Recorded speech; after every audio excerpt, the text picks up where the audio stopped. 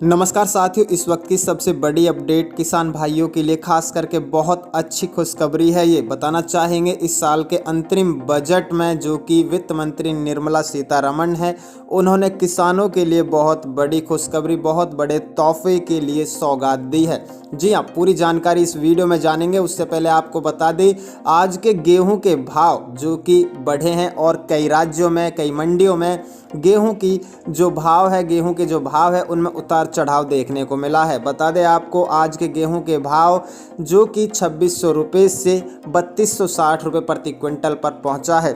इसी के साथ में आपको बता दें मोदी सरकार ने दूसरे कार्यकाल का अंतिम बजट केंद्रीय वित्त मंत्री निर्मला सीतारमण ने पेश कर दिया है। वित्त मंत्री की ओर से गुरुवार को वित्तीय वर्ष 2024-25 का अंतरिम बजट पेश करते हुए इनकम टैक्स की स्लैब में कोई बड़ा बदलाव नहीं किया गया है, लेकिन रेलवे से लेकर अन्य सेक्टर में प्रोजेक्ट को लेकर मोदी सरकार ने अपना विजन भी रखा है। बता दें इसी के साथ में लोकसभा चुनाव 2024 से पहले मोदी सरकार ने बजट के जरिए किसान, मजदूर, गरीब और नौजवानों को साधने के लिए बड़े कदम उठाए हैं। सवाल ये उठता है कि मोदी सरकार ने बजट में युवा, नौजवान, किसान और गरीबों के लिए आखिरकार क्या ऑफर रखा है। उससे पहले आपको बताना चाहेंगे किसानों के लिए कई सारी घोषणाएं हुई है जो मैं आपको बता दूं। जी हाँ साथियों, सबसे पहले यदि बात करें हम तो मनरेगा में साथियों 86,000 करोड़ का बजट पेश हुआ है, जिससे कि मनरेगा में जो काम कर रहे हैं या फिर करेंगे भविष्य में उनके लिए रोजगार और भी बेहतर हो जाएगा। 4 करोड़ किसानों को पीएम फसल बीमा योजना का लाभ मिल सकेगा। सोलर रूफटॉप की सूर्योदय योजना के तहत हर महीने 300 यूनिट बिजली फ्री मिलेगी। पीएम किसान योजना से 11.8 करोड़ को आर्थिक मदद मिलेगी। मत्स्य संपदा योजना से 55 लाख किसानों को रोजगार मिलेगा। देश में 5 इंटीग्रेटेड एक्वा पार्क स्थापित किए जाएंगे। फसलों पर नैनो डैप का इस्तेमाल होगा। दुग्ध किसानों को बढ़ावा दिया जाएगा। साथ में आपको बता दें 1361 मंडियों को ई नाम से जोड़ा जाएगा। जी हाँ साथियों, जिससे कि ऑनलाइन बिक्री में भी फायदा मिल सके। आखिरकार इस बजट में किसे क्या क्या लाभ मिला है ये आपको बताना चाहेंगे हम इस वीडियो में। प्रधानमंत्री नरेंद्र मोदी बार बार कहते रहे हैं कि उनके लिए सिर्फ यही 4 जातियां जो कि है, इनमें गरीब, युवा, महिला और किसान है। वित्त मंत्री निर्मला सीतारमण ने बजट पेश करते हुए इन 4 जातियों पर ही अपना मेन फोकस रखा है। सीतारमण ने अपने बजट में गांवों, किसानों और महिलाओं के लिए कई अहम घोषणाएं भी की है। उन्होंने कहा है कि केंद्र सरकार गरीब, महिलाएं, युवा और अन्नदाता जो कि किसान है, सबसे ज़्यादा ध्यान उन पर दिया है। उनका जीवन अच्छा बनाने के लिए सरकार पूरी कोशिश कर रही है। गरीब का कल्याण ही देश का कल्याण है और हम गरीबों के लिए काफ़ी ज़्यादा काम कर रहे हैं। बता दें आपको इस बार बजट में सरकार सबसे ज़्यादा महिलाओं पर मेहरबान है। वित्त मंत्री निर्मला सीतारमण ने बजट में महिलाओं पर खास करके फोकस भी किया है। उन्हें बजट पेश करते हुए आंगनवाड़ी कर्मचारियों और आशा बहनों को आयुष्मान भारत का लाभ देने का वादा किया है। मातृ एवं शिशु देखरेख की योजनाओं को व्यापक कार्यक्रम के अंतर्गत लाया गया है। लड़कियों को इस बीमारी से बचाने के लिए मुफ्त टीकाकरण देने का भी ऐलान किया गया है। मुद्रा योजना के तहत महिला उद्यमी को अब तक 30 करोड़ लोन दिए गए हैं, जबकि पिछले 10 सालों में हायर एजुकेशन के लिए महिलाओं को नामांकन 28% तक की वृद्धि हुई है। साथ ही वित्त मंत्री ने बताया कि 1 करोड़ महिलाओं को लखपति दीदी बनाया गया है। अब लखपति दीदी का ये लक्ष्य बढ़ाकर 3 करोड़ कर दिया गया है। STM पाठ्यक्रमों में लड़कियों और महिलाओं को लाभ हुआ है। उच्च शिक्षा में महिलाओं की भागीदारी 28% बढ़ी है। करीब 9 करोड़ महिलाओं के जीवन में बदलाव आया है और लखपति दीदी से उनके जीवन में आत्मनिर्भरता आई है। बता दें आपको निर्मला सीतारमण ने अंतरिम बजट पेश करते हुए कहा है कि सरकार अमृत पीढ़ी युवा वर्ग को सशक्त करने को लेकर लगातार प्रतिबद्ध है। हमारी समृद्धि युवाओं को पर्याप्त रूप से साधन संपन्न करने तथा उन्हें सशक्त बनाने पर निर्भर करती है। उन्होंने आगे ये भी कहा है कि राष्ट्रीय शिक्षा नीति 2020 के जरिए परिवर्तनकारी सुधार लाया जा रहा है। पीएम श्री स्कूलों में गुणवत्तापूर्ण पढ़ाई कराई जा रही है और बच्चों का समग्र तथा चहुमुखी विकास भी किया जा रहा है।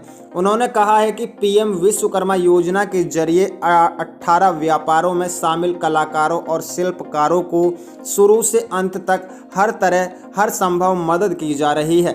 वित्त मंत्री सीतारमण ने बजट भाषण में ये भी कहा है कि कौशल भारत मिशन ने 1.4 करोड़ युवाओं को अलग अलग क्षेत्रों में प्रशिक्षित किया है। 54 लाख से अधिक युवाओं को प्रशिक्षित और रोजगार कुशल बनाया गया है। देश में 3000 नए ITI स्थापित किए गए हैं। बड़ी संख्या में संस्थागत उच्च शिक्षा के भी मौके बढ़े हैं। 7 ITI IIT, 16 IIIT, 7 IIM, 15 AIIMS और 390 यूनिवर्सिटीज स्थापित की गई है। बता दें आपको इसी के साथ में किसानों को बजट से कितनी सौगात मिली है। सरकार का फोकस हमेशा किसानों की स्थिति में सुधार का भी रहा है। वित्त मंत्री ने कहा है कि अन्नदाताओं किसानों के लिए न्यूनतम समर्थन मूल्य समय समय पर और उचित रूप से बढ़ाया जाता रहा है। अब तक करीब 12 करोड़ किसानों को पीएम किसान सम्मान निधि प्रदान की जा चुकी है। डायरेक्ट बेनिफिट ट्रांसफ़र यानी कि DBT स्कीम के जरिए हर किसान को हर 3 महीने 6,000 रुपये सीधे किसानों के खातों में पैसे ट्रांसफ़र किए जाते हैं। हालांकि उम्मीदों के मुताबिक सरकार ने सम्मान निधि राशि में अभी कोई बढ़ोतरी नहीं की है। बता दें आपको इसी के साथ में वित्त मंत्री ने आगे कहा है कि मोदी सरकार 2047 तक देश को विकसित भारत बनाने की दिशा में लगातार काम कर रही है। सरकार सिस्टम की मौजूद असमानताओं को दूर करने को लेकर लगातार अपना ध्यान केंद्रित कर रही है।